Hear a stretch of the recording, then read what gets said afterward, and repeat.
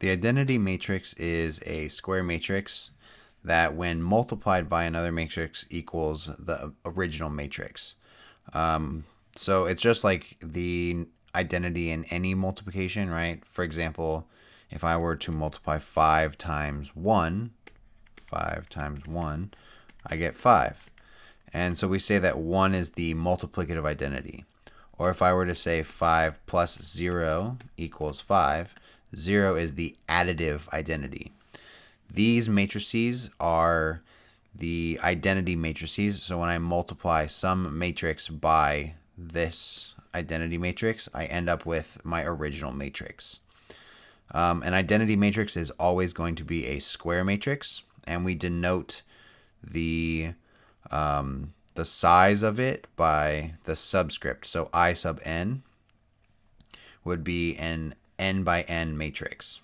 So I sub 2, this is a 2 by 2 identity matrix. I sub 3 is a 3 by 3 identity matrix. Now when we're looking at the format of the identity matrix is just a matrix that has ones as all of the elements along this diagonal, and every other element is 0. So the I sub 4 is ones along this major diagonal, and then everything else is a 0.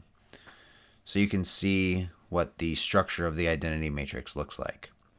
Now, the identity matrix is nice because it allows us to multiply some matrix by something to get our original matrix.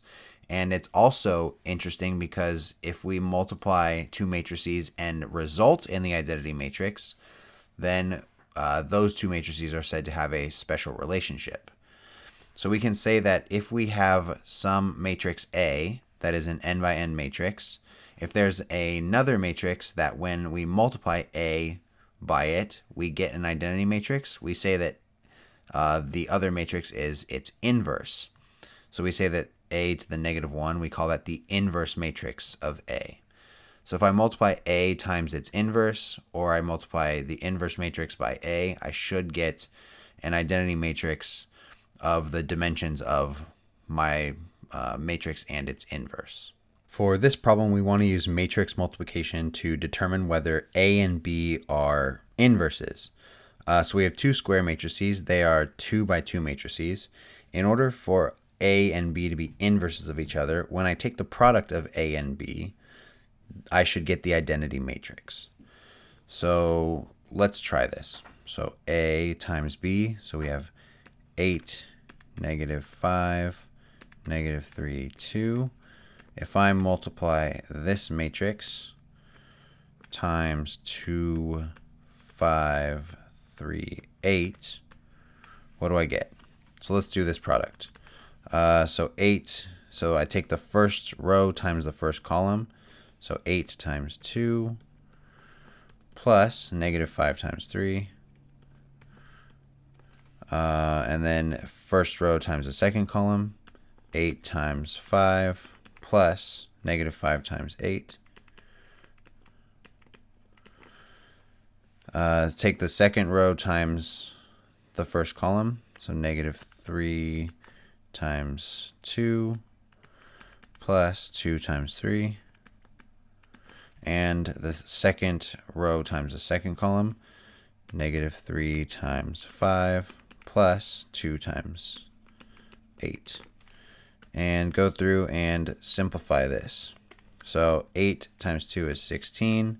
Negative 5 and 3 is negative 15. This is 40 minus 40. Here we have negative 6 and positive 6. Here we have negative 15 and positive 16. So if we go through and simplify this, we get that A times B equals 16 minus 15 is 1. 40 minus 40 is 0. Negative 6 plus 6 is 0. And negative 15 plus 16 is 1.